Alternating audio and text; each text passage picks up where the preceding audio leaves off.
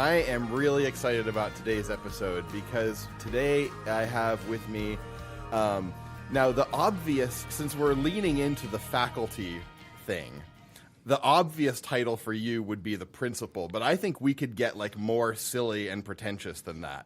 Like, I like superintendent myself. Superintendent is fine. I think that would I work. was thinking like chancellor or provost would be kind of fun. Nice. I like that. So anyway, it's Tyler Smith of More Than One Lesson and also Battleship Pretension. And of what else are you? Oh, gosh. Nothing really. That's right pretty now. much what it is. I hosted a Survivor podcast for a while. Oh, okay. And then I just, look for me in walking around North Hills. So, keep an eye The out. North Hills of Los Angeles, California. That would be for all of our That's right, listeners yes. who aren't familiar with your other podcasts. That's fair enough, Yeah. yes. Okay. Well, as you probably know, what I like to do with every new co-host is talk to them about what sort of first got you into geek culture to whatever extent you're into it, and what your sort of major geek specialties are at this point. So what was your gateway drug? Is what we like to say. I would say, I was born in 1982, so I grew up in like the heyday of Star Wars, Ghostbusters, Back to the Future, Indiana Jones, and right before Batman. Yes. The Tim Burton 1989. film, and then of course the astonishing animated series starting in 1992, and also the X-Men animated series, and so. And then my brother, I think, who's 4 years older, I think he's the one that got me into comic books. I was never super into them. I read them here and there, and then I collected like Marvel cards and stuff like that. But I was big into the X-Men. I liked them a lot. And then so I guess there was nothing in particular. I would say just all of it. Sort of being a child of the 80s and having all of that great stuff around just sort of made it happen for you, huh? Yes, I think so. I think it can be argued that with the possible exception of Star Trek, I'd say the late 70s, but I'd say mid 80s is like the beginning of the concept of nerds and geeks, like as we know them today. Yeah, I think that's valid. Like nerd used to mean somebody that, some Poindexter that like wore glasses and was like super smart but socially awkward. We've gotten away from that. Now it's just somebody who like really loves these very specific pop culture type of things. And so, and I think the 80s like really kicked that into gear, probably because like there are all these big franchises starting. And then in the 90s, the internet started. Sure. And so you had kids who grew up with all of this stuff who then were tech savvy enough to get it all on the internet and create this internet community about all these things. And so that's why you have all the wikis about X-Men and Star Wars and all of this stuff. Yeah, that makes a lot of sense. Yeah. So, I'm sure. And like I said, I know that there were like Comic-Con has been around for a long time, so there were comic book fans and stuff. Right. But and then there are Trekkies.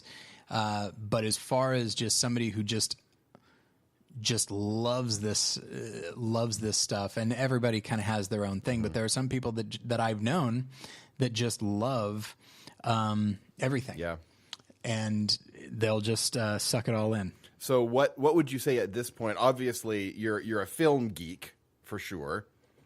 Yes. And that's your major geek? I know that you're also you're an avid Riddler aficionado.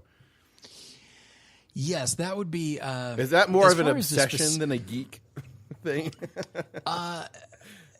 It's okay. There's a lot going on with the Riddler stuff. I wouldn't say I'm a geek about him. Okay. Nor would I say it's an obsession. Growing up, I watched the Adam West TV series, reruns and stuff, obviously. And like so many others, I thought Frank Gorshin was amazing as the Riddler. I thought he was just it was interesting that that character was actually much more dynamic than Cesar Romero's Joker, who was also a lot of fun, but Gorshin's Riddler just seemed more devious somehow. There was this manic energy to him, right? He was like constantly like bouncing around and yeah. Yeah. And so here's the fun fact about the Frank Gorshin Riddler. I've said it before, but I like to repeat it. So when you think of the top 4 Batman villains, who do you think Let's of? see. Obviously, Joker, Two-Face, Riddler, and Penguin. Okay, see, now I'll swap out Two-Face for Catwoman. Okay, that's valid. But she's seen more as an anti-hero now. But for a long time she was like a villain. And yeah, Two-Face comes in at number 5. And so but Riddler's definitely in there. Like, everybody knows, if you say riddle me this, or if you make reference to the Riddler, they know who he is. Right. And up until, and he was in the comic books and stuff, but up until the Adam West Batman series, he wasn't very well known. He was like a second or third tier villain. Like, he was there with, Egghead right. or whatever. Or the Mad Hatter maybe. And so then the live action series started, and Frank Gorshin turned in that astonishing performance, was nominated for an Emmy, and then viewers just kept writing in saying, we want more episodes with the Riddler. And so they just kept bringing him back and kept bringing, and so his performance, so he became a very prolific character on that series. And then when the time came to make the Batman movie, where it's like, oh my gosh, like 4 big villains coming together, well, obviously one of them was going to have to be Riddler. So that film definitely solidified this, like, all right, he is now a top tier villain, right there with Penguin, right there with Joker. And it's just crazy to think that the whole reason that we know who the Riddler is, as opposed to, say, the Clock King, is because of Frank Gorshin's performance, which I think is amazing. And so, and yes, that is a very geeky thing to know. But when it comes right down to it, my love of the Riddler, ever since I was a kid, like both Gorshin and then in the animated series, John Glover does a great job, and I love the character design. Oh, I didn't know that was John Glover voicing him in the animated series. Now that I think about it, like, that makes a lot of sense. I can hear John Glover in that in my mind now. That's funny. Yeah. And I think, there's a lot of great villains in that animated series. I love Clayface. I love what they did with Mr. Freeze and Two-Face. The aforementioned Clock King, I think, has he's only in a couple episodes, but he's great. But just as a kid, there was something that appealed to me, because I wasn't, the most physical kid, as geeks tend not to be. But I was smart, and I knew I was smart. And I liked the idea that there was a villain who was just smart. Yeah. And that was it. And then as I got older, I became fascinated with the notion that it's not merely that he's smart, he also needs people to know how smart he is. Otherwise, he wouldn't leave the riddles. Exactly. And so, like, you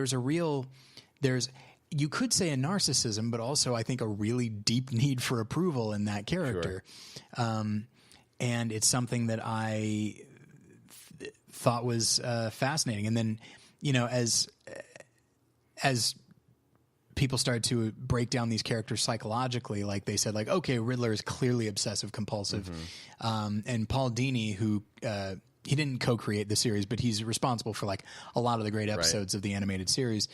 He wrote a comic book, just this one-off, in which the Riddler decides, you know what, I'm going to do this amazing crime, and I'm just going to get away with it. I'm not going to leave any riddles. I will get away with it, because that's the thing. If he didn't leave riddles, he would always get away with it. And so he says, like, all right, I'm not going to do it.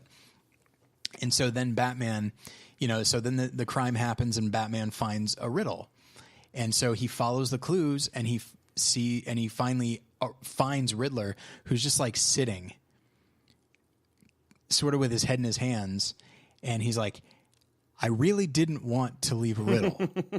I wanted to get away with it, but I did anyway. Yeah.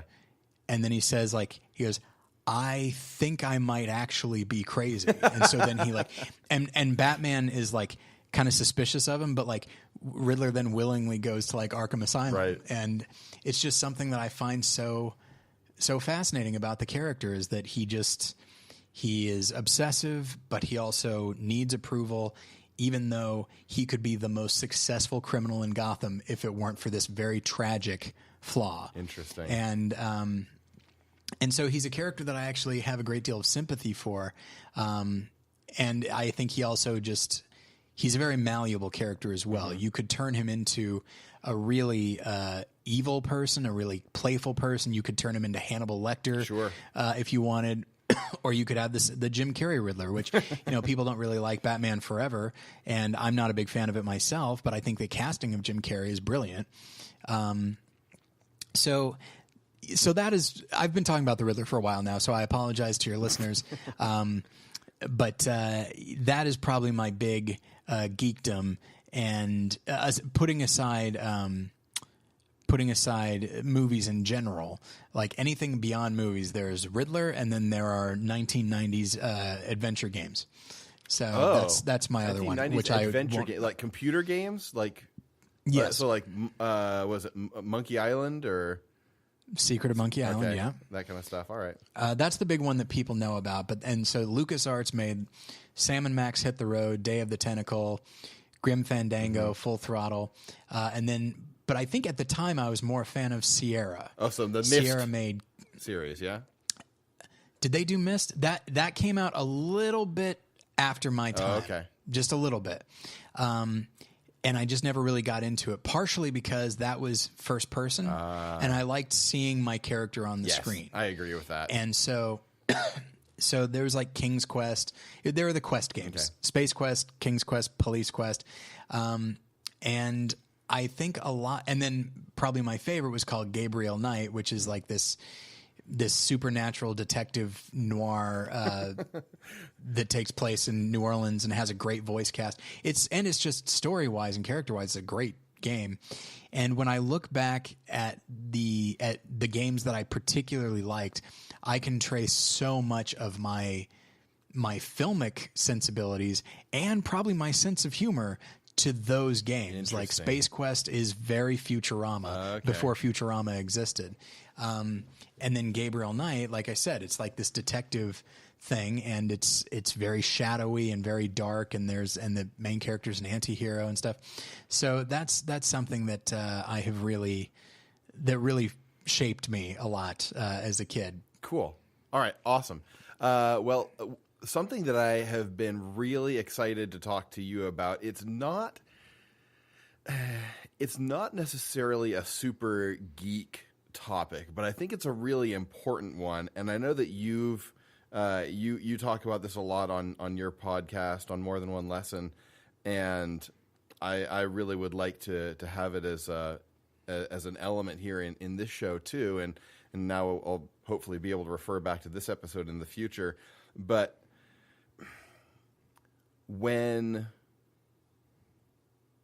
I'll talk a little bit about my formative years. Okay. Growing up, I love my family, and my parents are amazing, and there is nothing bad that I have to say about the way that I was brought up.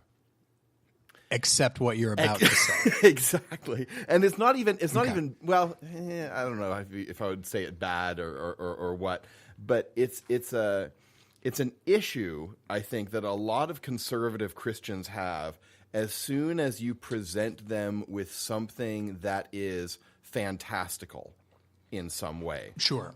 Anything that has to do with magic, anything that... science fiction, just kind of in general, the whole realm of speculative fiction seems really to be poo-pooed by conservative Christendom, and I think that's really a shame, because there's so much there that we could really learn from, and it's a whole swath of the culture where we're just deciding that we're not going to engage with